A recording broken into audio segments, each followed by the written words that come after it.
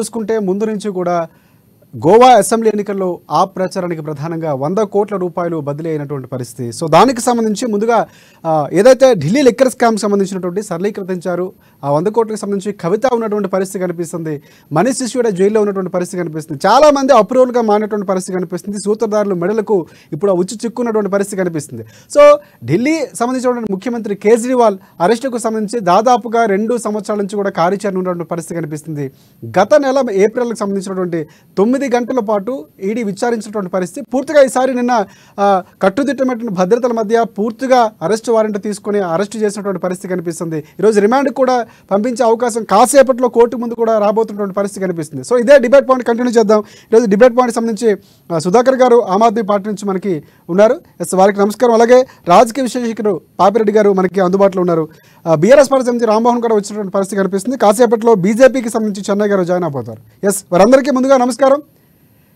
చెప్పండి, అంటే గోవా అసెంబ్లీ ఎన్నికలు ప్రధానంగా జరిగినటువంటి సంబంధించి ఢిల్లీ లిక్కర్ స్కామ్ పూర్తిగా బీజేపీకి సంబంధించి విమర్శల వైపు వస్తున్నటువంటి పరిస్థితి కనిపిస్తూ ఉంది. సో అసలు ఢిల్లీ లిక్కర్ స్కామ్లో 9 సార్లు ఇచ్చినటువంటి ఈడీ నోటీసులకు ఎందుకు స్పందించినటువంటి పరిస్థితి ఉంది? సో దీన్ని ఏ విధంగా చూడొచ్చు అంటారు? పాపిరెడ్డి గారు చెప్పండి.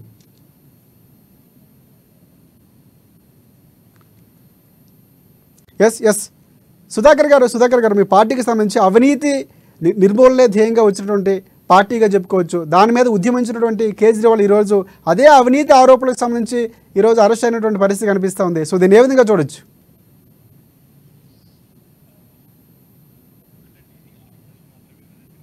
మీ వాయిస్ రావట్లేదు సుధాకర్ గారు. సుధాకర్ గారు చెప్పండి.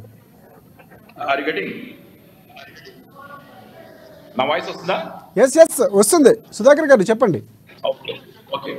ఇప్పుడు ఇది ఆరోపణలని మీరే అంటున్నారు, అది రియల్ గానే ఆరోపణలకు మాత్రమే. ఎందుకంటే నేను ఒకటే అడుగుతున్నాను, ఇక్కడ 1 year అయింది సిసోడియాని జైల్లో పెట్టి. 1 year ముందు ఒక 6 నెలల పాటు ఎతికారు అన్ని చోట్ల, డబ్బులు ఎక్కడ దొరుకుతాయా ఏదన్నా అని చెప్పాను. తర్వాత 1 year అయింది. సంజయ్ సింగ్ అరెస్ట్ చేసి ఇప్పటికి 7 నెలలు అయింది. ఇంతవరకు ఈడీకి 1 లక్ష రూపాయలు కూడా ఎవిడెన్స్ దొరకలేదు. 1 lakh rupees. దీని మీద ఒక అక్టోబర్లో సుప్రీంకోర్టు కూడా ఒక మాట అనడం జరిగింది. జస్టిస్ సంజయ్ గారు అన్నారు, ఈ కేసులో 100 కోట్లు ఇంతవరకు ప్రూవ్ చేయలేదు. It's only a dialogue, matter of a dialogue. నేననే మాట కాదు, సుప్రీంకోర్టు జడ్జి గారు అన్నమాట. It's a matter of dialogue అని. అంటే ఎక్కడ ప్రూఫ్ లేదు. 1 కోటి రూపాయలు వల్ల ఎక్కడ 1 లక్ష రూపాయలు కాదు, 1000 రూపాయలు కూడా ఎక్కడ దొరకలేదు. వీటన్నిటి ఇంతమందిని చేస్తున్నారు. ఏమన్నా అంటే మేము 9 సార్లు ఈడీకి ఇచ్చాం కదా, నోటీస్ ఇచ్చాం కదా, రాలేదు కదా అంటే ఆయన అడిగాడు చాలా క్లారిటీగా, ఎందుకు పిలుస్తున్నారు నన్ను? What for you are calling me? As executive పిలుస్తున్నారా, లేకపోతే సీఎంగా పిలుస్తున్నారా, ఒక కామన్ మ్యాన్ గా పిలుస్తున్నారా అంటే సమాధానం ఇవ్వకుండా మళ్ళీ మొన్న ప్రెస్ కి రిలీజ్ చేశారు ఈడీ గారు 100 కోట్ల కుంభకోణం జరిగింది అని.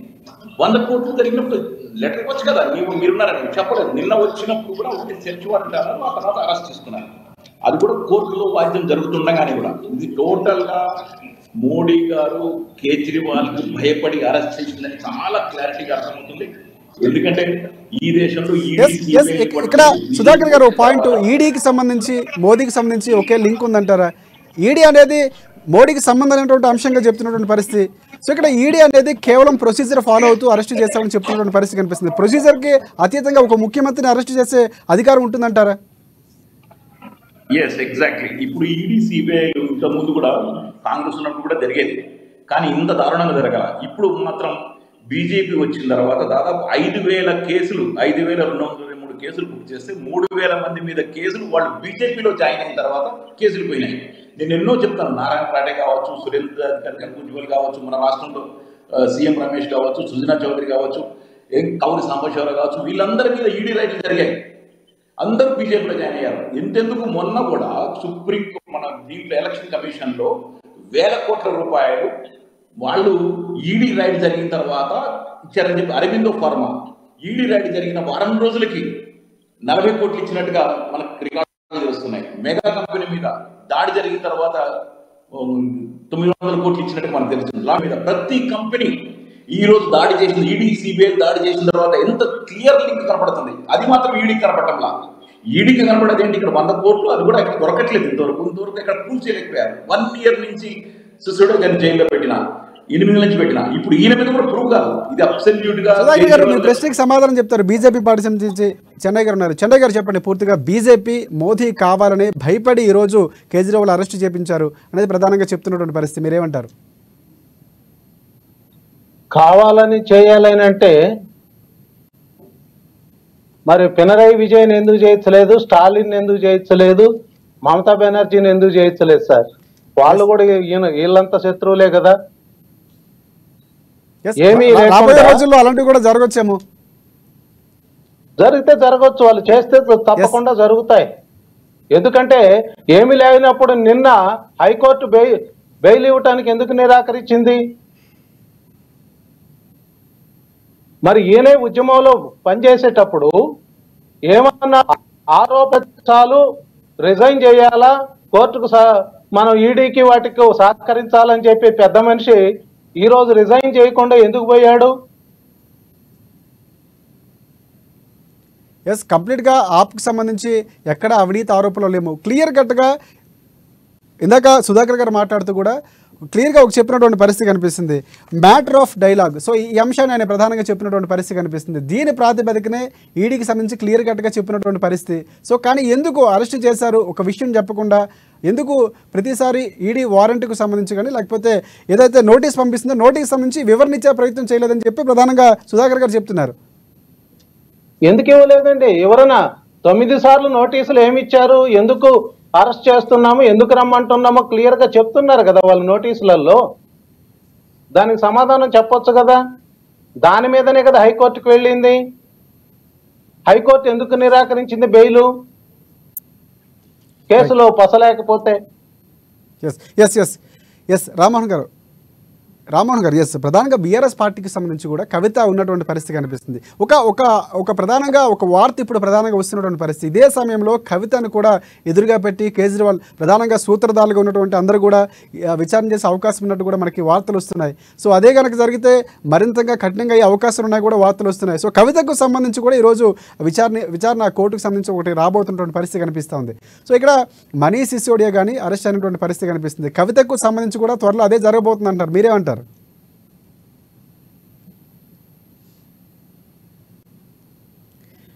వాళ్ళ విషయము డిఫరెంట్ అండి. ఎందుకంటే కవిత గారు 2 పర్యాయాలు ఈడీ ఎప్పుడు పిలిచినా వారి యొక్క ఆఫీస్ కు వెళ్ళడం జరిగింది. వారు 2 సార్లు విచారణ చేసి వారు మళ్ళీ బేషరతుగా ఇంటికి పంపడం జరిగింది.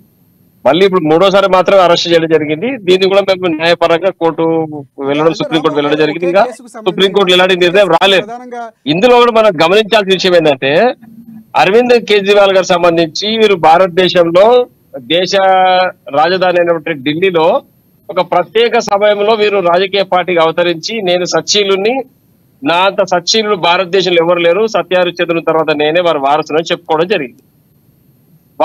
వారి ఎన్నిక నిర్వహించిన తర్వాత వారి ఉప ముఖ్యమంత్రి గారు జైల్లో 1 year గా జైల్లో ఉన్నారు. మళ్ళీ వీరు ఇప్పుడు 9 పర్యాయాలు ఈడీ నోటీస్ ఇస్తే ఒక్కసారి కూడా ఈడీ ముందుకు హాజరు కాకుండా తప్పించుకొని తిరుగుతూ మళ్ళీ హైకోర్టులో పిటిషన్ ఇవ్వడం జరిగింది, నన్ను ఈ యొక్క విచారణ నుంచి మినహాయింపు ఇవ్వాలని. హైకోర్టు ఎప్పుడైతే ఆ మినహాయింపును రద్దు చేసిందో ఈడీ తన పని తను చేసుకుంది. ఇందులో ప్రత్యేకంగా కవిత గారి విషయం, వీరి విషయం సపరేట్ ఇది. కాబట్టి వీరు ఖచ్చితంగా వెళ్లాల్సిందే, సమాధానం చెప్పాల్సిందే. కవిత గారి విషయానికి ఈ విషయానికి ఎలాంటి పొంతన లేదు. రైట్ పాపిరెడ్డి గారు, ప్రధానంగా 3 పార్టీలకు సంబంధించి వర్షన్ విన్నారు. బీజేపీ కానీ, బీఆర్ఎస్ పార్టీకి సంబంధించి కానీ, ఆప్కి సంబంధించి కానీ. సో ఇక్కడ పూర్తిగా కేసుకు సంబంధించి కానీ లేకపోతే అరెస్టు సంబంధించినటువంటి విషయాలు చూస్తే కనుక ఈడీ ప్రొసీజర్ ఫాలో అయ్యి అరెస్ట్ చేసింది అనుకోవచ్చు మనం.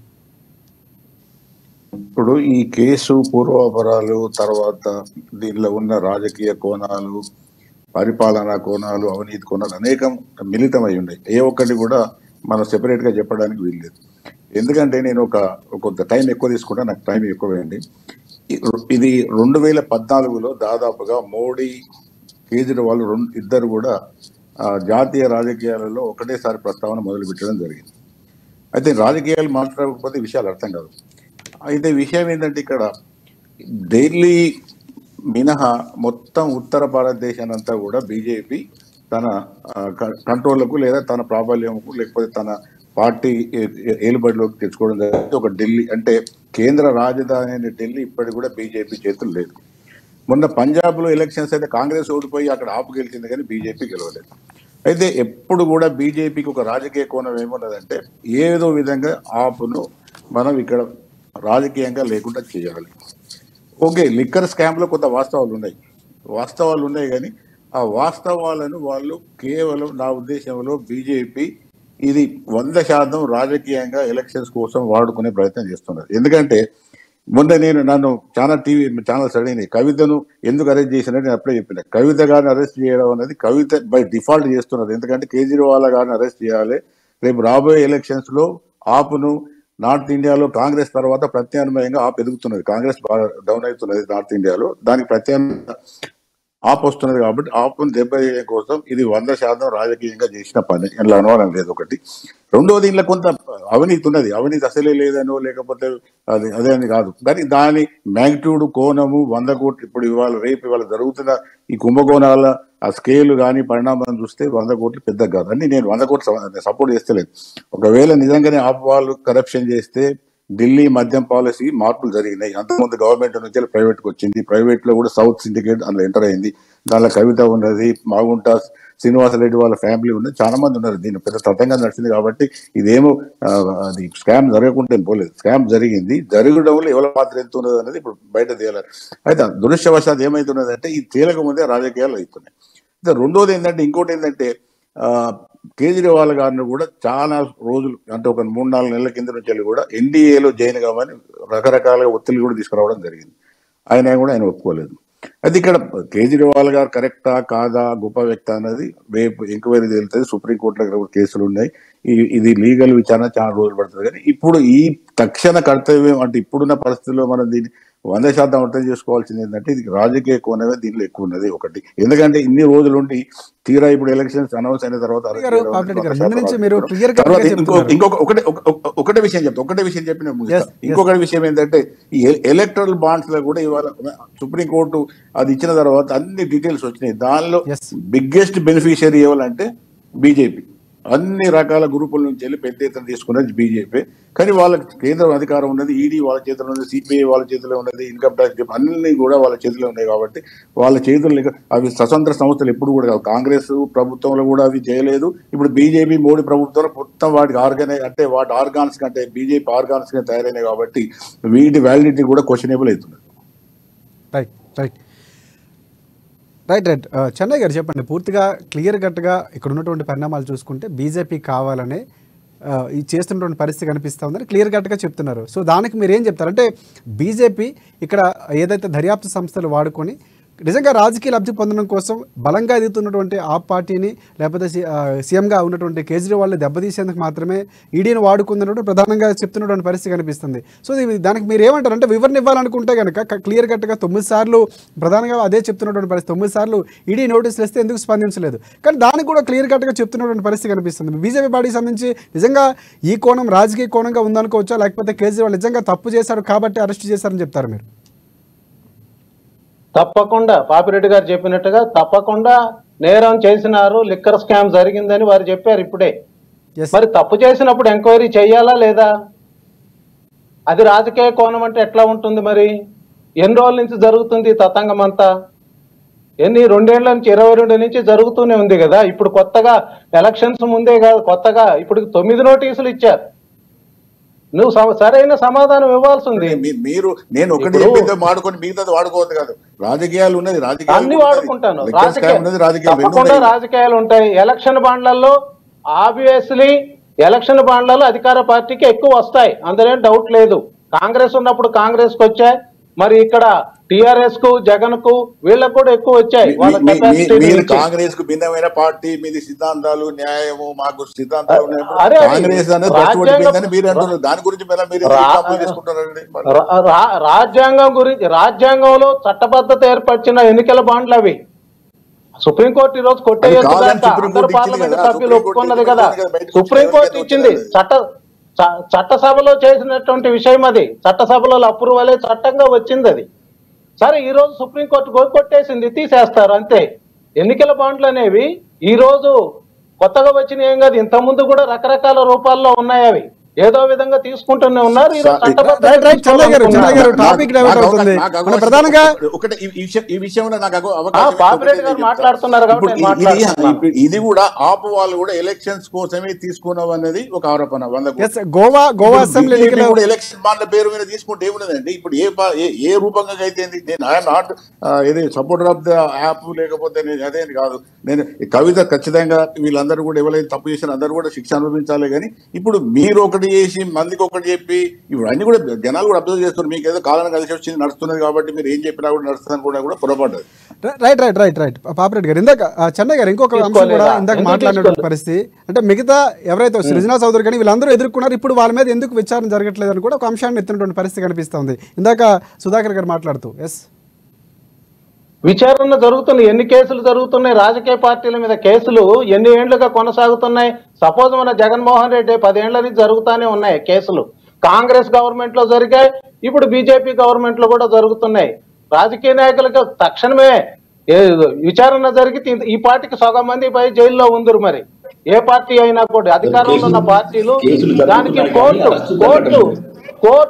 కోర్టులు నిర్ణయిస్తాయి, పార్టీలు కాదు కదా, న్యాయమూర్తులు నిర్ణయిస్తాయి. చెన్నై గారు ఇంకొక అంశం కూడా అంటే ఎన్నికలకు ముందు జరగడం అనేది ఒకంత అనుమానం వ్యక్తం చేస్తున్నారు, దానికి బలం చేకూర్చలు ఉన్నాయని కూడా చెప్తున్నటువంటి పరిస్థితి కనిపిస్తుంది. దాన్ని కూడా పరిగణలోకి తీసుకోవాలి. ఇది 22 నుంచి జరుగుతుంది ఎన్నికలు. ఇప్పుడు నిన్న నోటిఫికేషన్ వచ్చింది. రైట్ 22 నుంచి జరుగుతుంది ఇదంతా. ఎన్నికలకు ముందు బీజేపీ కావాలని ఇట్లాంటి ఏం చేపించట్లేదు, అది ప్రొసీజర్ ప్రకారమే ఈడీ ఏదైతే దర్యాప్తులో భాగంగానే తీసుకెళ్తున్న పరిస్థితి అనుకోవచ్చా? మామూలుగా అధికార పార్టీ మాటలు వింటారు అనేది అందరూ అనుకునేటటువంటి మాట. అంతేగాని ఇది వాళ్ళ పని వాళ్ళు చేసుకుంటూ ఉంటారు, అది జరుగుతూనే ఉంటుంది. రైట్ రైట్ దానికి రాజకీయ కోణం అంటే ఎట్లా? రైట్ రైట్ సుధాకర్ గారు పూర్తిగా రాజకీయ కోణం కాదు, ముందు నుంచి కూడా ఏదైతే ఇప్పుడు ఉన్నటువంటి కేసులకు సంబంధించి పూర్తి పూర్వపరాలు చూస్తే ఎవరి కేసులో కూడా ఈడీ తను చేయాల్సినటువంటి ప్రొసీజర్ ప్రకారం వెళ్తుంది. సో అందులో భాగంగా రాజకీయ కోణంగా చూడాల్సిన అవసరం లేదంటున్నారు చెన్నై గారు. ఎస్ చెప్పండి సుధాకర్ గారు. అవును, ఇంతకుముందు కూడా ఆయన ఒక మాట అన్నారు, పినరై విజయన్ అరెస్ట్ చేయలేదు, ఇంకొన్ని అరెస్ట్ చేయలేదని చెప్పి. నేను ఇంతకుముందు కూడా నేను మాట్లాడేటప్పుడు మొట్టమొదటి ఒక మాట చెప్పాను, ఈ దేశంలో మోడీ ఎవరికన్నా భయపడతాడు అంటే ఆయన ఒకే ఒక వ్యక్తి, దట్ ఈస్ కేజ్రీవాల్. కేజ్రీవాల్కి మోడీ భయపడతాడు. ఎందుకంటే కేజ్రీవాల్ ఒక ఢిల్లీతో మొదలై ఈరోజు పంజాబ్, గోవా, గుజరాత్, హర్యానా ఇట్లా అంతా మొత్తం విస్తరిస్తున్నారు. ఇంతకుముందు ఆయన చెప్పినట్టుగానే నార్త్ ఇండియాలో ఎక్కువగా అవుతున్నారు. ఆయనకి రేపు వచ్చిన భయం పట్టుకుంది ఆయనకి. దానికంటే ముందు ఆయన విరగొట్టడానికి ట్రై చేశాడు. సిసోడియాకి చెప్పి మీరు కనుక బీజేపీలో జాయిన్ అవుతే కనుక మిమ్మల్ని సీఎం చేస్తారని కూడా ఆయన ఒప్పుకోలేదు, జైల్లోకి వెళ్ళాడు. అదే చంద్రబాబు విషయంలోనూ ఇంకా మీరు నారాయణ రాటే కానీ ఇంకోటి కానీ అట్లా చేయాలి. వాళ్ళు జాయిన్ అయ్యారు, బీజేపీలో జాయిన్ అయ్యి వాళ్ళ మీద కేసులు పోయింది. తర్వాత ఇండియా అలయన్స్ లో జాయిన్ కావద్దని ఆయన అడిగారు. బట్ ఇండియా అలయన్స్ మళ్ళీ అడ్జస్ట్మెంట్ జరిగింది కాంగ్రెస్. దాంతో చండీగఢ్లో వాళ్ళ మోసం బయటపడింది. చాలా సుప్రీంకోర్టు చివాట్లు పెడితే చండీగఢ్లో మళ్ళీ డెమోక్రసీ నిలబడింది. అట్లా దానికి భయపడిపోయి ఈరోజు మళ్ళీ అరెస్ట్ పత్రం తీసుకొచ్చారు. మొన్నటి వరకు ట్రై చేశారు, అంతకుముందు సిసోడియాని కానీ లేకపోతే సంజయ్ సింగ్ కానీ ఇంకా సత్యేంద్ర జైన్ కానీ ఇంకా చాలా మంది, రమణ్ నాయర్ కానీ చాలా మంది అరెస్ట్ చేశారు. ఎక్కడ కూడా నేను కూడా చెప్తున్నాను, నిజమే తప్పు జరిగితే అరెస్ట్ కావాల్సిందే, శిక్ష పడాల్సిందే. కానీ ఎప్పుడు నేను అడిగేది ఏంటంటే 1 year అయింది సిసోడియాని అరెస్ట్ చేసి, 1.5 years నుంచి నడుస్తుంది కేసు. సుధాకర్ గారు అంటే ఆ పార్టీకి సంబంధించి ఎటువంటి తప్పు చేయలేదంటారా మీరు? ఏమీ లేకుండానే ఈరోజు ఈడీ అరెస్ట్ చేసిందంటారా? ఏమీ లేకుండా నేను ఇంతకుముందు చెప్పాను, పిఎంఎల్ఏ యాక్ట్ అనేది ప్రివెన్షన్ మనీ లాండరింగ్ యాక్ట్ అనేది టెర్రరిస్టుల మీద ఉపయోగించే యాక్ట్ అనేది. దాంట్లో వాళ్ళు చేయాల్సింది కాదు, ఒకసారి ఆ యాక్ట్ పెడితే ఇది can arrest even me also, నన్ను కూడా అరెస్ట్ చేయగలుగుతారు. అరెస్ట్ చేసిన తర్వాత have to prove, accused prove చేసుకోవాలి. అప్పుడు కూడా బెయిల్ దొరకదు. బెయిల్ లేకుండా సంవత్సరం కాదు 4 సంవత్సరాలు పెట్టచ్చు. దాంట్లో ఉన్న ఆ లిటిగేషన్ పట్టుకొని ఈ రోజు పెట్టడం జరిగింది. అబ్సల్యూట్ గా దేర్ ఇస్ నో ఎవిడెన్స్. నేను ఇంతకుముందు చెప్పాను, సుప్రీంకోర్టే అంది it's only a dialogue, matter of a dialogue. నేనన్నమాట కదా, అక్టోబర్ 1 నాడు సుప్రీంకోర్టు జడ్జి అన్న మాట ఇది. మరి 100 కోట్లు కనీసం ఎక్కడన్నా ప్రూవ్ చేయాలి కదా, ఎక్కడన్నా జరగాలి కదా. బట్ ఇక్కడ విచారణ కొనసాగుతుంది, ఇంకా పూర్తి స్థాయిలో బయటపడే అవకాశం. ఈడీ కాదు సార్ చేసేది, సుప్రీంకోర్టులో కోర్టులలో ప్రజెంట్ చేయాలి. ఈడీ ఓన్లీ మధ్యలో దర్యాప్తు సంస్థ మాత్రమే, దర్యాప్తు చేస్తూనే ఉంటుంది. అది ప్రూవ్ చేయదు. మనీ లాండరింగ్ యాక్ట్ లో ఉన్న వెసులుబాటు అదే. దే కెనాట్ ప్రూవ్ ఇట్, వాళ్ళ దగ్గర లేదు. కోర్టులో ప్రొడ్యూస్ చేయాలి, ప్రొడ్యూస్ చేయలేరు కూడా. అంత పక్కాగా నేను చెప్తున్నాను, it's absolutely fake case. Yes yes yes Rammohan గారు కవితకు సంబంధించి కూడా ప్రధానంగా ఉండబోతుంది. అదో ఇందాక అంశం మనం మాట్లాడుకున్నట్టుగానే ఎదురెదురుగా పెడితే మీరు పూర్తిసారి దానికి దీనికి సంబంధం లేనటువంటి మాట్లాడినటువంటి పరిస్థితి కనిపిస్తుంది. కానీ మద్యం అనేది ప్రధానంగా ప్రామాణికంగా ఉన్నటువంటి పరిస్థితి. సో ఆ కేసులోనే సూత్రధారులుగా కవిత కూడా ఉన్నారు అనేటువంటి ఆరోపణ ఉంది. సో కేసుకు సంబంధించి మీకు అనుకూలంగా వస్తుందని భావిస్తున్నటువంటి పరిస్థితి కనిపిస్తుంది ఈరోజు కోర్టు తీర్పు. 100% అండి. పెద్దలు ఈ విధంగా మాట్లాడతారని ఎక్స్పెక్ట్ చేయలేదు. ఎదురేమంటున్నారు, ఇది పూర్తిగా రాజకీయ కోణంలో అరెస్ట్ చేసి చేయడం జరిగింది. కేజ్రీవాల్ గారికి మోడీ గారికి కేజ్రీవాల్ గారు అంటే భయం పట్టుకుంది కాబట్టి అంటే చేసినట్టు పెద్దలు చెప్తా ఉన్నారు. ఇది పూర్తిగా సత్యదూరం అండి. మనం ఇట్లా మాట్లాడితే రేపు సమాజంలో పబ్లిక్ ప్రజలందరూ ఏమనుకుంటారు? ఇప్పుడు కేజ్రీవాల్ గారికి మోడీ గారు భయపడితే వారు ఏం తప్పు చేసా ఊరుకోవాలన్నా? అదేనా మనం ఊరుకుంటున్నది? కానీ రాజకీయ అంశంతో మనం చూడవచ్చు ఇటువంటి విషయాలని. ఖచ్చితంగా ఈడీ దర్యాప్తు సంస్థ దాని పని దాన్ని చేసుకుంటది. ఒకవేళ తప్పు చేస్తే సర్వోన్నత న్యాయస్థానము ఢిల్లీలో సుప్రీంకోర్టు ఉంది, సుప్రీంకోర్టు వాళ్ళు మొట్టికాయలు వేస్తారు ఈడీకి కూడా తప్పు ఉంటే. ఒకవేళ వారు చేసే పని సరైనదే ఉంటే కేజ్రీవాల్ గారిని వారి యొక్క సహచరుడు ఉప ముఖ్యమంత్రి గారి దగ్గరికి పంపిస్తారు, జైలుకి పంపిస్తారు. అందుకు ఎవరైనా సరే ఇటు ఇంకోటి ఆలోచించాల్సింది ఏంటంటే, అరవింద్ కేజ్రీవాల్ గారు మరి ఆపు ప్రారంభించినప్పుడు సామాన్యమైన కార్యకర్తలతోటి ఢిల్లీ మామూలు ప్రజలతోటి ఫుట్పాత్ల దగ్గర, స్పీడ్ బ్రేకర్ల దగ్గర, రోడ్ డివైడర్ దగ్గర ఉండి ఆపు గుర్తును ఎన్నికల చిహ్నంగా చూపించి ఓట్లు అడిగి ₹1 ఖర్చు చేయకుండా ఓటు తీసుకోవడం జరిగింది. మరి ఢిల్లీ తర్వాత పంజాబ్ కి ఎట్లా వెళ్ళారు, గోవాకి ఎట్లా వెళ్ళారు, గుజరాత్ కి ఎట్లా వెళ్ళారు, ఎక్కడి నుంచి డబ్బులు వస్తున్నాయి, ఈ తిరగడానికి పైసలన్నీ ఎక్కడి నుంచి వస్తున్నాయి, వీటన్ని బట్టి ఆలోచన చేయాలి కదా మనం. వారు ఏదో ఉద్యమం చేసి వీరు చాలా గొప్ప వ్యక్తి అని మనం కీర్తించడం కాదు. ఒకవేళ గొప్ప వ్యక్తి అయితే తప్పు చేస్తే తప్పనొద్దా మనం? దొంగ తప్పు చేస్తే దొంగ అంటాం కానీ మంచోడు తప్పు చేస్తే తప్పు కదా. తప్పు చట్టానికి అందరు సమానులే, ఎవరు తప్పు చేసినా శిక్షించాల్సిందే. ఇవాళ 9 పర్యాయాలు ఒక్క నిమిషం 9 పర్యాయాలు నోటీస్ ఇస్తే పోయి వాళ్ళు సంజాయికి చెప్పుకోలేదు. అక్కడ ఎందుకు చెప్పుకోలేదు? మరి అంత దుస్థితి ఎందుకు వచ్చింది? అంటే ఒక ముఖ్యమంత్రి అయితే ఏమైనా చేయాలనుకుంటున్నాడు ఆయన? అట్లా కాదు కదా పద్ధతి. ఈడీ చేయాల్సిన పని ఈడీ చేసింది. మీరు చెప్పినట్టుగా మనీ లాండరింగ్ కేసు పెట్టొద్దని మీరు అంటారు, దాన్ని సుప్రీంకోర్టులో సవాల్ చేసుకోవాలి, నిరూపించుకోవాలి. 100 కోట్ల ముడుపులని పెద్దలు ఇంతకు చెప్పడం జరిగింది. 100 కోట్లు కాదండి, 2800 కోట్ల పైగా రూపాయలు గవర్నమెంట్ కు నష్టం జరిగింది. అక్కడ ఢిల్లీ ప్రభుత్వానికి రావాల్సిన ఇన్కమ్ రాలే కాబట్టి ఈ కేసు తీవ్రతను సంతరించుకోండి. మనం 100 కోట్లు పెద్ద చిన్న విషయం అని పెద్ద రెడ్డి గారు ఇంతకు చెప్పారు. 100 రూపాయలైనా 100 కోట్లైనా 1000 ఎంత అయినా కానీ నేరమే కాబట్టి దీనిపైన ఈడీ చర్యను మనం పూర్తిగా సమర్థించాల్సిందే. ఇంకా కవిత గారి విషయం తీసుకొస్తే వారు సుప్రీంకోర్టులో అప్పీల్ చేసుకోవడం జరిగింది. ఈ రోజు వరకు వారిని కేవలం అనుమానితురాలుగా ప్రశ్నిస్తా ఉన్నారు కాబట్టి ఖచ్చితంగా సుప్రీంకోర్టు తీర్పు ఏ విధంగా వస్తే ఆ విధంగా స్వీకరించడానికి అందరు సిద్ధంగా ఉన్నారు. కాబట్టి కవిత గారి విషయం 3 సార్లు వారు ఈడీ విచారణకు హాజరయ్యారు. మొన్న మరి ఏ ఉద్దేశంతో ఈడీ అరెస్ట్ చేసిన వరకు బట్టబయలు చేయలేదు కాబట్టి మరి ప్రతిరోజు 6 నుంచి 7 గంటల వరకు కుటుంబ సభ్యులు కలవడానికి అవకాశం ఇచ్చారు. ఇవన్నీ జరుగుతున్నాయి కాబట్టి రాజకీయ కోణం చూడాల్సిన అవసరం లేదు. మనం ఒక్కొక్క విషయం ఒక మాదిరిగా జరుగుతుంది. కాబట్టి కేజ్రీవాల్ గారి విషయం ఖచ్చితంగా సిసోడియా గారు సంవత్సరం నుంచి జైల్లోనే ఉన్నారు. మరి ఎందుకు వారిని విడిపించుకునే ప్రయత్నం చేయలేదు మీరు? అంటే ఇవన్నీ ఆలోచన చేయాలి. తప్పు చేసినప్పుడు చట్టంగా అందరు సమానమే. మనం పెద్దలం దాన్ని మనం డిఫెన్స్ చేసుకోవద్దు. మనం ఖచ్చితంగా అవసరం ఉంది. రామ్మోహన్ గారు ప్రధానంగా చెప్తూ చట్టం ఏదైతే ఉందో దాన్ని అనుసరించాల్సిన అవసరం ఉంది. ఇక్కడ రాజకీయ కోణంగా చూడాల్సిన అవసరం లేదని క్లియర్ కట్ గా చెప్తున్నారు. దాన్ని మీరు విచారణకు ఎదుర్కొని తప్పు చేయలేదో నిరూపించుకోవాలి తప్ప ఇలాగ రాజకీయంగా విమర్శలు చేయడం కరెక్ట్ కాదు అన్నటువంటి పాయింట్ రేజ్ చేస్తున్నారు. మీరేమంటారు?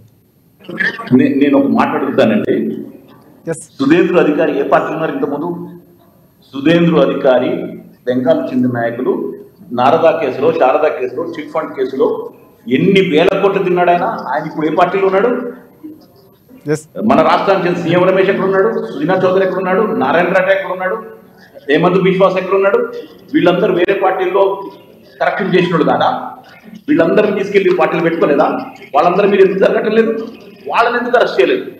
ఠీకే ఆయన ఏం చెప్తారంటే కేసులు ఉన్నాయి, ఓకే, ఎందుకు అరెస్ట్ చేయలేదు?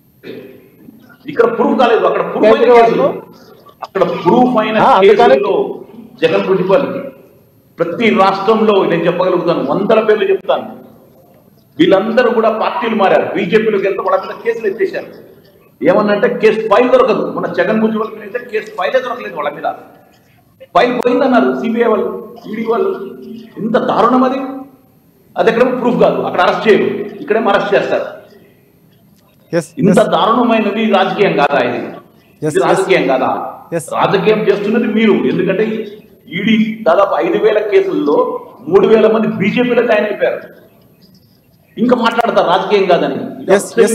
రాజకీయమే. ఎస్ చెన్నై గారు చెప్పండి క్లియర్ కట్గా 3,000కి సంబంధించినటువంటి అప్రూవల్ ఎవరైతే మారిపోయారో అప్రూవల్గా మారిన వాళ్ళంటే బీజేపీ పార్టీకి సంబంధించిన చేరిపోతే కనుక వారి మీద ఎటువంటి కేసులు ఉన్నాయని చెప్తున్నారు. ఏంటి అసలు నిజంగా అలాంటి ఒక సిద్ధాంతాన్ని బీజేపీ పార్టీ తీసుకెళ్తుందా? ఏమి లేదు, వాళ్ళ కేసులు జరుగుతూనే ఉంటాయి కేసులు సంవత్సరాల తరబడి రాజకీయ నాయకుల కానీ కేసులు. ఆయన ప్రధానంగా అడుగుతుంది ఎందుకు అరెస్ట్ చేయలేదు ఇదైతే కేజ్రీవాల్ ఎలా అయితే అరెస్ట్ చేశారో వారిపై ఎందుకు చర్యలు తీసుకోలేదని ప్రధానంగా ఆయన క్వశ్చన్ రైజ్ చేస్తున్నారు. కేజ్రీవాల్ ఎందుకు అరెస్ట్ చేశారు? 9 సార్లు నోటీసులు ఇచ్చినా ఆయన రిప్లై రావట్లేదు కాబట్టి అరెస్ట్ చేసినారు. ఎస్ ఇప్పుడు వాళ్ళకు నోటీసులు వెళ్ళినాక రిప్లై ఇవ్వాలి కదా. లేకపోతే నేను ముఖ్యమంత్రిని కాబట్టి నేను ఒకరోజు యోగాల్లో ఉన్నా, ఒకరోజు ప్రస్తుత చికిత్సాలయంలో ఉన్నా, ఇలాంటి సౌకర్యాలు కాదు. అలాంటి కాదు. ఎందుకు మరి కోర్టులు కేసులు ఏమి ఎత్తేయలేదు కదా, కేసులు ఆయన మీద ఇచ్చారా? అరెస్ట్ చేస్తే కోర్టు చెప్పాలా అరెస్ట్ చేయమని? ఎందుకు అంటే న్యాయమూర్తులను కూడా మేనేజ్ చేస్తుందా? న్యాయమూర్తులు కూడా మేనేజ్ చేస్తున్నారా? జడ్జిలను తీసుకెళ్లి మీరు ఎంపీలను చేస్తారు, రాజ్యసభ మెంబర్లు చేస్తారు, పదవులు ఇస్తారు, చైర్మన్లు చేస్తారు. ఈ ఆరోపణలు అదైతే రాజకీయమే అనాలి. మరి మీరు చెప్పినట్టు జడ్జీలను కూడా మార్చేస్తారు, జడ్జీలను కూడా మ్యానిపులేట్ చేస్తారు. సుధాకర్ గారు చెన్నై గారు ఒకసారి పాపిరెడ్డి గారికి వెళ్దాం. ఎస్ పాపిరెడ్డి గారు పూర్తిగా ఇక్కడ ఆరోపణలు చూస్తే ఒక వ్యవస్థల్ని తగ్గించి ఒక వ్యవస్థ అనేది ఒక పార్టీకి అనుకూలంగా పనిచేస్తున్నటువంటి విమర్శ. అంటే నిజంగా భారత రాజ్యాంగంలో ఉన్నటువంటి ఎవరైతే చట్టబద్ధంగా వారి హక్కుల కోసం వారికి జరిగినటువంటి అన్యాయంపై వెళ్లాల్సి తీర్పునివ్వాల్సినటువంటి న్యాయస్థానాలపై ఈరోజు ప్రధానంగా ఆరోపణ జరుగుతున్నటువంటి పరిస్థితి. నిజంగా అలాంటి పరిస్థితి ఉంటుందంటారా? కేంద్ర ప్రభుత్వానికో లేకపోతే ఉన్నటువంటి అధికారంలో ఉన్న పార్టీకో అనుకూలంగా పనిచేసే పరిస్థితి, జడ్జిలు కూడా మారే పరిస్థితి నిజంగా ఉంటుందంటారా? ఇప్పుడు రాజకీయాలలో ఇటువంటి ఏది అనైతిక పద్ధతులు ప్రభుత్వాల్లో వచ్చిన తర్వాత కూడా, అంటే నేను న్యాయ వ్యవస్థ ఇప్పటికి కూడా కొంత బలంగా ఉన్నది కాబట్టి, ఆ న్యాయ వ్యవస్థ ఒకటే కొద్దిగా పనిచేస్తుంది కాబట్టి ఈ కొంతనైనా భారత రాజ్యాంగం కానీ లేకపోతే జనాలకు కానీ కొంత వెలుసుబాటు వస్తున్నది. ఒకవేళ కోర్ట్స్ కూడా పూర్తిగా మీ ఆరోపణలు ప్రత్యారోపణలు చేసుకున్నట్టుగా కోర్టులు కూడా పూర్తిగా జడ్జెస్ కూడా ఆ పరిస్థితులు ఉంటే కోర్ట్స్ నడవే కాబట్టి నేను ఇప్పటికి కూడా న్యాయ వ్యవస్థను బలంగా నమ్ముతున్నాను. న్యాయ వ్యవస్థే అంతిమంగా అంతో కొంత రిలీఫ్ ఇచ్చే అవకాశం ఉంటుంది. ఒక్కొక్కసారి వాళ్ళ కేసుల బట్టి కేసు బలాన్ని బట్టి బెయిల్ ఇవ్వచ్చు, ఇవ్వకపోవచ్చు, జడ్జిమెంట్. ఇప్పుడు నాకు తెలుసు చాలా మంది ఇప్పుడు సుప్రీంకోర్టులో కానీ హైకోర్టులో కానీ జడ్జెస్ తీర్పు ఇచ్చేది ఈ వాది ప్రతివాది మాట్లాడే అంటే వాదనలు, వాళ్ళు ఇచ్చే సమాచారం, ఎవిడెన్స్ బట్టే వాళ్ళు జడ్జిమెంట్ ఇస్తారు. ఒక్కొక్కసారి వాళ్ళ జడ్జెస్కి ఇష్టం ఉన్నా లేకున్నా కూడా తప్పు అని వాళ్ళ మనసులో ఉన్నప్పటికీ కూడా ఎవిడెన్స్ ప్రకారం వేయాల్సి వస్తుంది. కాబట్టి నేను మాత్రం జడ్జెస్ మాత్రం తప్పు పట్ట న్యాయస్థానాలు ఇప్పటికి కూడా బలంగానే ఉన్నాయి. కాబట్టి అది ఒకటి శ్రీరామ రక్ష జనాలకు. రెండోది ఏంటంటే నాకు ఇంత ఒక మిత్ర అన్నాడు, నేను 100 కోట్లు తక్కువ అంటలేను, అందుకోసం తప్పు చేసిన వాళ్ళు అందరూ శిక్ష అనుభవించాలి. 100 కోట్ల 200 కోట్ల అని కాదు. ఎందుకు ఇప్పుడు ఈ రాజకీయంగా ఎందుకు ఇది అంత దుమారం లేస్తున్నది, ప్రజలు ఎందుకు అనుమానపడుతున్నారు అంటే, ఈ 9 సార్లు ఈ ఏదైతే సమన్స్ ఇచ్చారో ఆయన రమ్మని, అంతకుముందు నాకు ఒక 3 సార్లు 4 సార్లు ఇచ్చిన తర్వాత 9 సార్ల వరకు ఎందుకు ఆగలే? కేజ్రీవాల్ ముఖ్యమంత్రి అయిన తర్వాత 9వ సారి అయిన తర్వాత ఎలక్షన్స్ ఇప్పుడు ఎందుకంటే నా ఒక మాట కాదు, జనాలలో ఇవాళ బలంగా ఉన్న అభిప్రాయం దాన్ని కూడా తీసుకోవాలి. ఎందుకంటే ఎలక్షన్స్ నోటిఫికేషన్ వచ్చిన తర్వాత ఈవెన్ కవితను అరెస్ట్ చేసినప్పుడు కూడా మోడీ గారు హైదరాబాద్లో ఉన్నాడు, ఈ కవిత గారు అరెస్ట్ అయ్యారు, అప్పుడు కూడా ఇదే చర్చ వచ్చింది. ఇది రాజకీయ ఉద్దేశంతోనే చేశారు, రాజకీయంగా దీనికి కొంత అవకాశం ఉందని అనడం జరిగింది. ఇప్పుడు కేజ్రీవాల్ తర్వాత అది పూర్తిగా రాజకీయ కోణంగా జనాలు నమ్ముతున్నారు, పేపర్ ప్రెస్ కూడా అదే దాదాపు అదే రాస్తుంది. కాబట్టి ఒకటి ఏంటంటే మనకి ఇష్టం లేకున్నా కూడా కొన్ని విషయాలలో జనాభిప్రాయం ఉంటుంది. మనం నలుగురు ఇక్కడ మాట్లాడుకున్నంత మాత్రం అది మారదు. ఒకటి ఏంటంటే ఇక్కడ మేము చెప్పదలుచుకునేది ఏంటంటే, ఇక్కడ కరప్షన్ జరిగింది, అది ఎవరు చేసినారు, ఎక్కడ కేజ్రీవాల్ వరకు అయిందా, లేకపోతే సిసోడియా వరకు అయిందా, లేకపోతే మద్యం పాలసీ రాకముందే డాక్యుమెంట్స్ బయటకు వెళ్ళి, ఇవన్నీ పాత కథ. ఇప్పుడు ఎవరైనా దాని ఆపు కూడా సపోర్ట్ చేసినా కూడా నడవదు. కాకపోతే ఏంటంటే దీనిలో నేను బలంగా చెప్తున్నా, కుంభకోణం అన్న దానికన్నా కూడా రాజకీయ కోణం ఎక్కువ ఉన్నది. ఎందుకంటే కుంభకోణం ఉంటే ఎన్నడూ అరేంజ్ చేసి లోపడేసేవారు. ఎందుకంటే ఇన్ని రోజులు ఎందుకు ఆగినారంటే కేవలం రాజకీయం కోసం ఆగారు. రాజకీయంగా రాబోయే ఎన్నికలలో ఈ ఏదైతే ఈ ప్రత్యర్థులను కానీ ప్రతిపక్షాలను కొంత వీక్ చేసే ప్రయత్నంలో వాళ్ళు చేయడం జరిగింది. ఎందుకంటే బీజేపీ చాలా రాష్ట్రాలలో కూడా ఇదే చేసుకుంటూ పోయింది. చాలా రాష్ట్రాల్లో కూడా అధికార మార్పు కూడా అంటే వాళ్ళకి తక్కువ మెజార్టీ ఉన్నప్పుడు కూడా ఎమ్మెల్యేలను ప్రోత్సహించి అధికారంలో ఉన్న పార్టీలను దించేసింది. కాబట్టి ఇక్కడ కూడా అదే అనేకమైన అవకాశాలు ఉన్నాయి. కాబట్టి ఇదేదో రాజకీయంగా లేకుండా కేవలం కుంభకోణం ఏది మనీతోనే జరిగింది కాదు. మనీ కుంభకోణం ఇట్లా ఉన్నది 100% ఉన్నది. 100 కోట్ల 2500 కోట్ల 500 కోట్ల అనేది బయటకు వస్తుంది. కాకపోతే దీనిలో ఎవరి పాత్ర ఎంత ఉన్నది, ఎవరి ప్రమేయం ఎంత ఉన్నది అనేది రేపు ఈడీ కానీ రేపు సుప్రీంకోర్టు కానీ హైకోర్టులో కానీ వాదనలు అయిన తర్వాత బయటకు వస్తుంది. కాబట్టి అప్పటి వరకు మనం ఏం మాట్లాడినా కూడా స్పెక్యులేషన్ అవుతుంది. రెండోది ఏంటంటే ఇలా ఎందుకు మనం ఈ విధంగా మాట్లాడాల్సి వస్తుందంటే ఈ సందర్భాలు ఉంటాయి, దేనికైనా ఒక టైమింగ్ ఉంటుంది. ఆ టైం చేసినప్పుడు ఏమైందంటే సహజంగానే జనాలకు అనుమానాలు వస్తాయి. కాబట్టి అనుమానాలు వస్తున్నాయి కాబట్టి ఇప్పుడు ఈ విధంగా జరుగుతుంది. కాబట్టి ఇందులో రాజకీయ కోణం ఉన్నది, కుంభకోణం ఉన్నది, ప్రజల ఆస్తులు ఉన్నాయి, ప్రజల సొమ్ము ఉన్నది. కాబట్టి అన్నిటి కూడా రక్షించాల్సిన బాధ్యత ముఖ్యంగా న్యాయస్థానాలు ఉంది. కాబట్టి న్యాయస్థానాలు సక్రమంగా పనిచేస్తున్నాయి మనం ఆశించాలి. రైట్ సుధాకర్ గారు చెప్పండి, పూర్తిగా క్లియర్ కట్గా ఒక అంశాన్ని అయితే మనకి ఇక్కడ చెప్పాల్సినటువంటి అవసరం ఉంటుంది. అంటే ప్రభుత్వానికి సంబంధించినటువంటి ఆస్తుల విషయంలో, విచారణకు సంబంధించినటువంటి ఆస్తుల విషయంలో ఏదైనా సరే సందర్భం అక్కడ తప్పు జరిగింది కాబట్టి విచారణ జరుగుతుంది. రాజకీయ కోణంగా ఇప్పుడు చేస్తున్నారా అప్పుడు చేస్తున్నారా పక్కన పెడితే అక్కడ జరుగుతుంది. ఖచ్చితంగా కోర్టులు కూడా మీరు ఇందాక మాట్లాడుతూ కోర్టులకు సంబంధించి కూడా పూర్తిగా వారికి అనుకూలంగా చేస్తున్నారు. అలాంటి పరిస్థితి ఏమి లేదని కూడా ప్రధానంగా పాపిరెడ్డి గారు చెప్తున్నటువంటి పరిస్థితి. ఇప్పటికీ న్యాయస్థానం, ఎందుకంటే భారతదేశానికి సంబంధించి విలువైనటువంటి న్యాయస్థానంగా సుప్రీంకోర్టు చెప్తాం. అలాంటి పరిస్థితులు కూడా కేంద్రం మేనేజ్ చేసే అవకాశం లేదని క్లియర్ కట్గా చెప్తున్నారు. కానీ మీరు ప్రధానంగా ఆ మాట కూడా మాట్లాడినటువంటి పరిస్థితి. సో నిజంగా ఇక్కడ తప్పు చేయలేదు అని నిరూపించుకోవాలంటే కోర్టు తీర్పు వరకు ఆగాల్సిన అవసరం ఉంది. దాన్ని మీరు అంగీకరిస్తారా? ఎస్, డెఫినెట్లీ అండి. మేము డెఫినెట్ గా కోర్టు తీర్పుని అంగీకరిస్తామని నేను అందుకని చెప్పాను. ఇంతకుముందు అక్టోబర్లో సంజయ్ గారు మాట్లాడింది, ఆయన చెప్పాడు ఇట్స్ ఎ డైలాగ్ మాత్రమే అని. నేను అందరి జడ్జిలను తప్పట్టడంలా, రామ జన్మభూమి విషయంలో ఎవరైతే ఇచ్చారో 5 జడ్జిలు ఏదో ఒక పద్ధతిలో లబ్ధి పొందారు. ఒక ఆయన అయితే డైరెక్ట్ గా ఎంపీ అయ్యాడు. నేను కాదంటలేదు.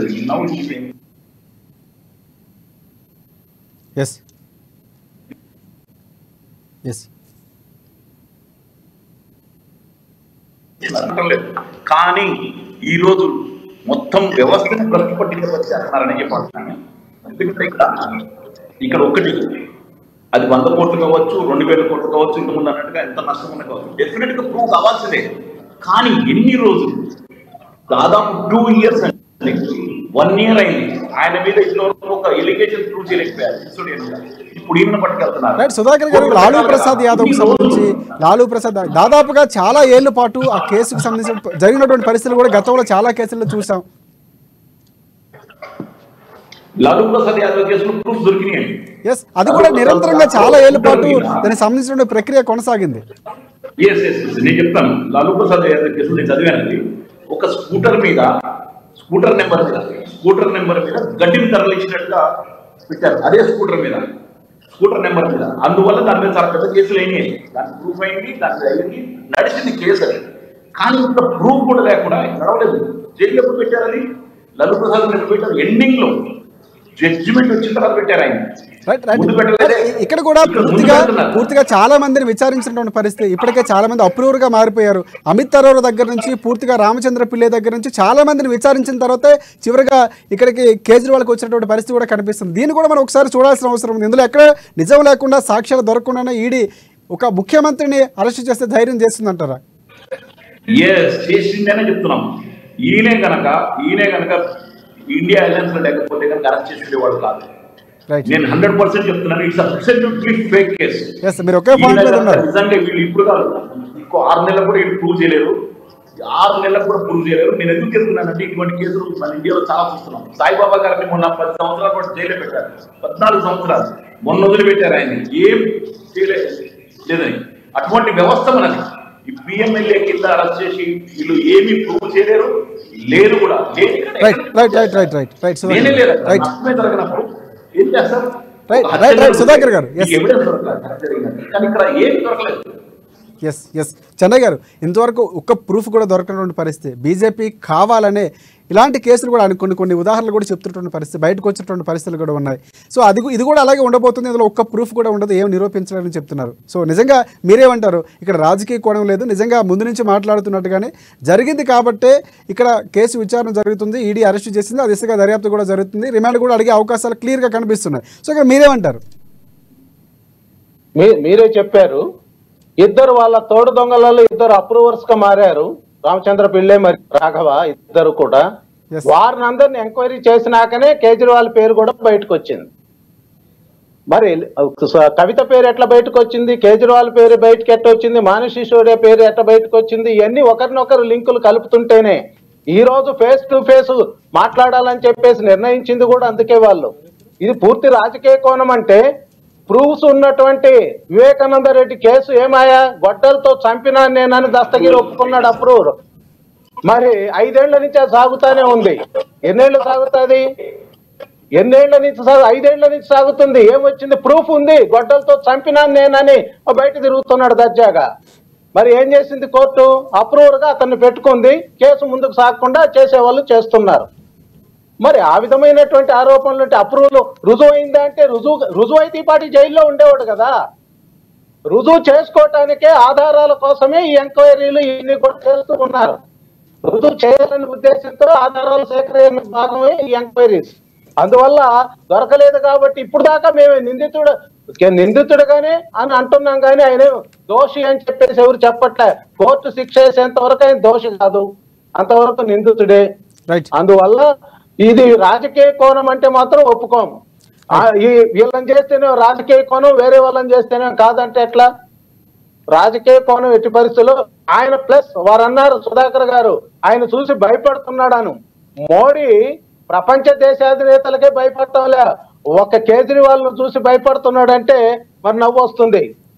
ఈ ప్రపంచంలో ఈ రోజు 71% ఆధారంతో ఉన్న మోడీ కేజ్రీవాల్ ను చూసి భయపడుతున్నాడు, అందుకని ఇట్లా చేస్తున్నాడు అని అంటే గెలుపు ఓటములనే సహజము.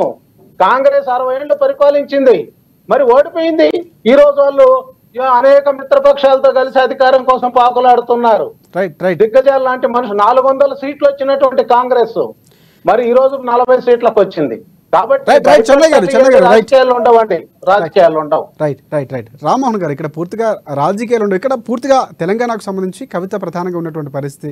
సో కవితకు సంబంధించి కూడా మీరు ఇందాక మాట్లాడుతూ చాలా పాయింట్ రేజ్ చేసినటువంటి పరిస్థితి. చట్టానికి ఎవరైనా పూర్తిగా నిరూపితం కాకుండా చట్టాన్ని నిందించడం లేకపోతే వ్యవస్థల్ని నిందించడం కరెక్ట్ కాదని కూడా నేను ఇందాక మాట్లాడినటువంటి పరిస్థితి కనిపిస్తుంది. కవిత విషయంలో కూడా క్లియర్ కట్గా ఏమీ తేలదని ముందు మనం గత డిబేట్లో మాట్లాడుకున్నప్పుడు కూడా ఎటువంటి మచ్చ లేకుండా బయటకు వస్తారని చెప్పినటువంటి పరిస్థితి కనిపిస్తుంది. ఇక్కడ ఒకవేళ ఈడీ విచారణకు సంబంధించి పూర్తి స్థాయిలో కవితతో లింక్ ఉన్నటువంటి మొత్తం వ్యవహారానికి సంబంధించి ఒకవేళ ఎదురెదురుగా పెడితే కనుక కవిత విచారణ ఎలా ఉండే అవకాశం, కవిత ఎదుర్కొనే అవకాశం ఉంది అనుకుంటున్నారా మీరు? 100% అండి. ఇప్పుడు ప్రభుత్వం కేజ్రీవాల్ గారు భారతదేశంలో అవినీతి రహితంగా నేను పరిపాలన అందిస్తా, దేశం మొత్తం అవినీతితో మొత్తం ఖరాబ్ అయిపోయింది, వ్యవస్థ మొత్తం నాశనం అయిపోయింది, నేను అత్యంత సచ్చీలుతుని అని చెప్పేసి ఆయన ఆ పని ప్రారంభించి ఢిల్లీలో గద్దె మీద కూర్చున్నాడు. మరి వారి ప్రభుత్వ హయాంలో ఈ వారి పరిపాలన సమయంలో జరిగింది మద్యం కుంభకోణం. ఒక పాలసీ రూపొందించినప్పుడు అందులో లోటుపాట్లు, ఈయన ఒక ఐఏఎస్ ఆఫీసర్, ఈయన మామూలు రాజకీయ నాయకుడు కాదు కదండి, ఉన్నత విద్య అభ్యసించి ఉద్యోగాన్ని వదిలిపెట్టి రాజకీయాలకు వచ్చిన వ్యక్తి, అవినీతి రహితంగా పరిపాలన చేస్తున్న వ్యక్తి మరి ఒక పాలసీని రూపొందించినప్పుడు అందులో లోటుపాట్లు ఏమున్నాయని పూర్తిగా అవగాహనతోన పనిచేసిన అవసరం ఉంది. ఆ లోటుపాట్లను ఆసరా చేసుకునేది అవినీతి జరిగింది. ఈ రోజు ఉప ముఖ్యమంత్రి గారు ఢిల్లీలో ఉన్న ఉప ముఖ్యమంత్రి గారు అక్కడ జైల్లో కూర్చుంటే మీరు ఇంకా నేను సాక్షులు అని చెప్పుకోవడం ఇది పూర్తిగా పొరపాటు. ఇటువంటి నాయకులను మరి ఎట్టి పట్ల ఉపేక్షించాల్సిన అవసరం లేదు. తప్పకుండా అరవింద్ కేజ్రీవాల్ గారు దీనికి పూర్తి బాధ్యత వహించాల్సిందే. ఎందుకు ఇంత ఖచ్చితంగా చెప్తున్నామంటే వారు ముఖ్యమంత్రిగా ఉంటూ ఈ మద్యం పాలసీని రూపొందించారు.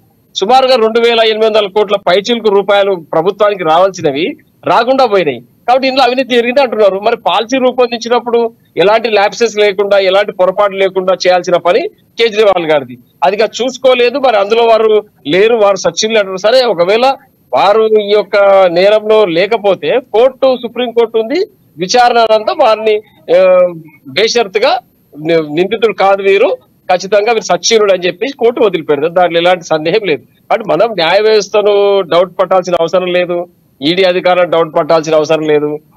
చరిత్రలో ఏముందండి అంటే ఎవరైతే నేరం చేసినప్పుడు రెడ్ హ్యాండెడ్ గా పట్టుబడతారో లేదా ఆధారాలతో దొరుకుతారో అనుమానితులుగా వారిని కస్టడీలోకి తీసుకుంటారో వారు చెప్పింది దాని ప్రకారం పలానా వ్యక్తి నాకు సహకరించిన ఆయన కూడా ఇందులో ఉన్నాడంటే ఈ చట్టం న్యాయ వ్యవస్థ తప్పకుండా వారు కూడా అరెస్ట్ చేస్తుంది. Right. ఓ సామాన్యమైన పిక్ ప్యాకెటింగ్ జరిగినప్పుడు ఆ పిక్ ప్యాకెట్ దొరికినప్పుడు నా వెనుక వీళ్ళు ఉన్నారంటే ఆ దొంగ చెప్పిందే కోర్టు నమ్ముతుంది, పోలీస్ స్టేషన్ నమ్ముతుంది, వాళ్ళు తీసుకొచ్చి పోలీస్ స్టేషన్ కూర్చోబెడతారు. ఇది Right, మన right, భారతదేశం అనాదిగా జరుగుతున్న న్యాయ వ్యవస్థ. ఎవరైతే నిందితులు లోపల ఉన్నారో వారు కేజ్రీవాల్ గారు పేరు చెప్పారు కాబట్టి తీసుకొచ్చారు వారిని. Right right right right Rammohan గారు. ఎస్ సుధాకర్ గారు అంటే ఎస్ సుధాకర్ గారు మళ్ళీ మీ దగ్గరికి వస్తాను. ఎస్ పాపిరెడ్డి గారు చెప్పండి. అంటే రామ్మోహన్ గారు మాట్లాడినటువంటి మాటల్లో ఏమంటారు? అంటే ఆయన అభిప్రాయం ఏకీభవించడానికి అనుకూలంగా ఉందంటారా, లేకపోతే ఆయన మాటలు ఏ విధంగా చూడొచ్చు అంటారు? ఇప్పుడు ఆయన బీఆర్ఎస్ తరఫున వచ్చింది కదా. ఎస్ ఎస్ ఇప్పుడు బీఆర్ఎస్ తరఫున కూడా కవిత ఒక ముఖ్యమైన ముద్దాయిగా ఉన్నది. ముద్దాయి వేరు, దోషి వేరు. అంటే విక్టిమ్ అంటే మన కన్విక్ట్ అంటే అది ఒకవేళ కోర్టు ఇచ్చిన తర్వాత ఒకవేళ తప్పంటే ఖైదు. ఇది ఇప్పుడు ముద్దాయి రూపకంగా ఉన్నది. ఇప్పుడు ఒక విషయం ఏంటంటే ఇప్పుడు కేజ్రీవాల్ వాళ్ళు ఒకవేళ ఆయన కరప్షన్ చేసిందంటే ఖచ్చితంగా కవిత కూడా కరప్షన్ చేసినది లెక్క ఒకటి. రెండోది ముఖ్యమంత్రి అయినంత మాత్రాన ఆయన వదిలిపెట్టద్దా అన్నది.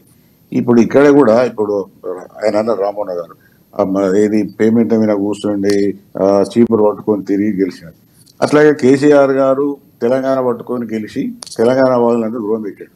తెలంగాణ వాళ్ళని దూరం పెట్టి తెలంగాణ రాష్ట్రాన్ని ఒక విధంగా ఆర్థికంగా కానీ సామాజికంగా కానీ చాలా దెబ్బతీసినారు. ఇప్పుడు పుంగానుగా రిపోర్ట్స్ వస్తున్నది, న్యూస్ వస్తున్నది, ఏ సోషల్ మీడియాలో చూసినా అది వస్తుంది. ఆఖరి ఈ లిక్కర్ స్కామ్ లో కూడా ఒక లేడీ అయి ఉండి ఈమె కూడా దానిలో ఎందుకు పార్టిసిపేట్ అయింది అనేది కూడా పెద్ద ఎత్తున చర్చ జరుగుతున్నది. ఇక్కడ కూడా ఈవెన్ స్త్రీలలో కూడా తెలంగాణలో కూడా ఆ చర్చ జరుగుతున్నది. కాబట్టి ఇక్కడ విషయాలు ఏంటంటే ఇట్లా రాజకీయ పార్టీలు అధికారంలో ఉన్నారు కాబట్టి కరప్షన్ స్కోప్ ఉన్నది. అక్కడ కేజ్రీవాల్ గారు స్కోప్ ఉన్నది. ఇక్కడ కవిత కూడా వీళ్ళ బ్యాక్గ్రౌండ్ ఏంటంటే రాజకీయ పార్టీలో అధికారం. అదేదో నేను మామూలుగా మీరు ఐఏఎస్ అన్నారు కానీ ఐఏఎస్ కాదు, ఆయన IRS Indian revenue service Kejriwal అది. ఆయన కూడా ఉన్నాడా ఉంటే బయటకు రావాలి, శిక్ష అనుభవించాలి. ఫస్ట్ స్టేట్మెంట్ అని చెప్పిన ఒకవేళ తప్పు ఉంటే ఎవరు తప్పు ఉంటే వాళ్ళు అనుభవిస్తారు. అది కోర్టులో తేలుతుంది. మనం ఇది తప్పన్నా రైట్ అన్నా కూడా నడవదు. కాబట్టి ఇక్కడ విషయాలు ఏంటంటే కరప్షన్ అన్నది నడుస్తున్నది. కరప్షన్ అన్నది చాలా పెద్ద ఎత్తున జరుగుతున్నది. కరప్షన్ ఉపేక్షించే అవసరం లేదు. అది ఏ రాష్ట్రమైనా ఏ పార్టీ అయినా, అది స్త్రీయా పురుషుడా ఎవరన్నా కూడా పక్క పెట్టి ఈవెన్ ఆపు వాళ్ళు కూడా గొప్ప వాళ్ళు కాదు. ఆపు ఒక అది సుధాకర్ గారు కూడా చెప్తారు. ఇది పెద్ద ఎత్తున ఇది మద్యం కుంభకోణం అప్పుడు ఎలక్షన్స్ కు సంబంధంతోనే వచ్చింది. అప్పుడు ఆ గోవా ఎలక్షన్స్ కోసమే ఆ సందర్భంగానే ఈ 100 కోట్లు లేకపోతే 2,500 కోట్ల సందర్భం కూడా ఉన్నది. ఇప్పుడు మనం రాజకీయ సందర్భం ఎట్లా మాట్లాడుకుంటున్నామో, ఇప్పుడు వీళ్ళు అరెస్ట్ చేయడం పొలిటికల్ యాంగిల్ ఉన్నదనుకుంటారో, అప్పుడు కూడా ఈ కుంభకోణం బయటకు వచ్చినప్పుడు అదే యాంగిల్ వచ్చింది, ఎలక్షన్ యాంగిల్ వచ్చింది.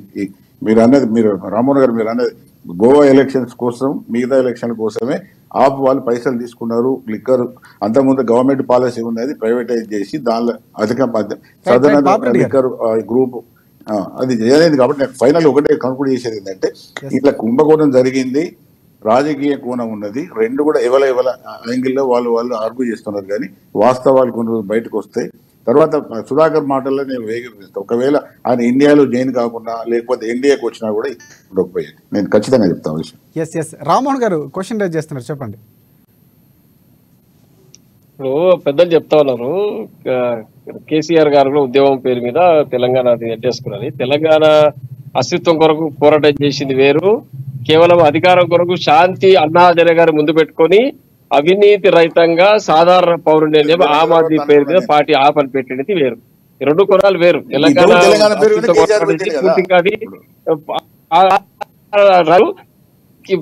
పెట్టిన కాన్సెప్ట్ వేరు. ఆ రోజు అన్నా హజరే గారిని అవినీతికి వ్యతిరేకంగా ఉద్యమం చేయించి అన్నారు వినండి, శాంతి అవినీతి వ్యతిరేకంగా ఉద్యమం చేయించి పార్టీ లైన్ లోకి వచ్చి ఢిల్లీలో అధికారం చేపట్టింది కేజ్రీవాల్ గారు. మరి ఆ లైన్ లో ఉన్నప్పుడు పూర్తి స్థాయిలో అన్ని పరిశీలన చేసి పాలసీలు రూపొందించాల్సిన అవసరము కేజ్రీవాల్ గారికి ఉండేది. మరి వారు పొరపాటు చేసిర్రు. ఇక్కడ ప్రైమరీ ఫస్ట్ నిందితులు ఎవరంటే కేజ్రీవాల్ గారే వస్తారు. ఎందుకంటే వారి పరిపాలనలో వారి హయాంలో వారు రూపొందించే చట్టం లోపభూయిష్టంగా ఉంది కాబట్టి మిగతా పాత్రదారులు ఎవరైనా పాలు పంచుకొని అవినీతికి పాల్పడవచ్చు. కాబట్టి కేజ్రీవాల్ గారు ఇందులో కీలకమైన వ్యక్తి. వారే దీని పూర్తి బాధ వారి భుజస్కంధాల పైన ఉంది. వారే పూర్తి కోర్టుకు వెళ్ళి చెప్తే ఖచ్చితంగా వారే మొదటి ముద్దాయి, అతను ఇందులో వాస్తవం. ఎస్ సుధాకర్ గారు మద్యం పాలసీ రూపకల్పనలోనే లోపాలు ఉన్నాయి, దాంట్లోనే అవినీతి జరిగింది, దాన్ని కన్స్ట్రక్టివ్గా చేస్తుంటే ఈరోజు ఈ పరిస్థితి వచ్చేది కాదు అని చెప్తున్నటువంటి పరిస్థితి. దానికి రూపకల్పన ఢిల్లీలోనే జరిగింది, ఢిల్లీ ఆ ప్రభుత్వంలోనే జరిగిందని ప్రధానంగా రామ్మోహన్ గారు చెప్తున్నారు. సో దానికి ఏం చెప్తారంటే రూపకల్పనలో లోపాలు లేవు, ఇది జరగడానికి ఆస్కారం లేదంటారా? నాకు ఒకటి చెప్పండి, నాకు కొంచెం కన్ఫ్యూజ్ ఉంది. బయట ఉన్నాను. Rammohan garu BRS BJP? Yes Rammohan garu BRS party. BRS పార్టీయా? ఎస్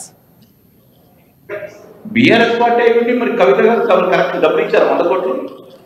మీరు నాకు చెప్తే నేను కరెక్ట్ చేసుకుంటాను. నేను ఎస్ ఆయన వ్యవస్థల గురించి మాట్లాడుతున్నారు, రాజకీయాలకు సంబంధం లేదు అంటున్నారు.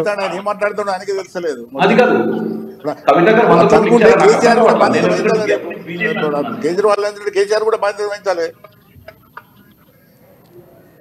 అంటే నాకు కొంచెం అర్థం కాని విషయం ఏంటంటే ఆయన నేను బీజేపీ సుధాకర్ గారు మీరు క్వశ్చన్ రేజ్ చేశారు, దానికి సమాధానం చెప్తారు. రామ్మోహన్ గారు చెప్పండి. చెప్పండి, అర్థం కాలేదు సార్, అడిగితే అర్థం కాలేదు. ఎస్ సుధాకర్ గారు వాయిస్ బ్రేక్ అవుతుంది. హలో, ఎస్ క్వశ్చన్ ఏంటంటే చెప్పండి. క్వశ్చన్ ఏమన్నారు? ఎస్ మీరే క్వశ్చన్ రేజ్ చేస్తున్నారు, మీకు మీ ప్రశ్నకి రామ్మోహన్ గారు సమాధానం చెప్తారు. ఎస్ ఆయన బీఆర్ఎస్ పార్టీకి సంబంధించినటువంటి నేత. అదే ఇప్పుడు నాకేంటంటే ఆయన కరప్షన్ జరిగింది అంటున్నారు, కవిత ఇస్తేనే కదా కరప్షన్ జరిగింది అక్కడ. నేనేమో ఇవ్వలేదు అంటున్నాను. అంటే మద్యం పాలసీ రూపకల్పన మీద ఆయన మాట్లాడారు, మద్యం పాలసీ రూపకల్పనకు సంబంధించినటువంటి అంశం ప్రధానంగా మాట్లాడుతున్నారు. మద్యం పాలసీ రూపకల్పనలో సౌత్ ఎండ్ గ్రూప్ కోసం అని చెప్పి 12% కమిషన్ పెంచారు అని. అంటే ఎవరి కోసం? సౌత్ ఎండ్ గ్రూప్ లో కవిత ఉంది, దాంట్లో కవిత కోసం పెంచారు అన్నది అభియోగం. 2000 కోట్ల రూపాయలు నష్టాలు జరిగినాయి అని.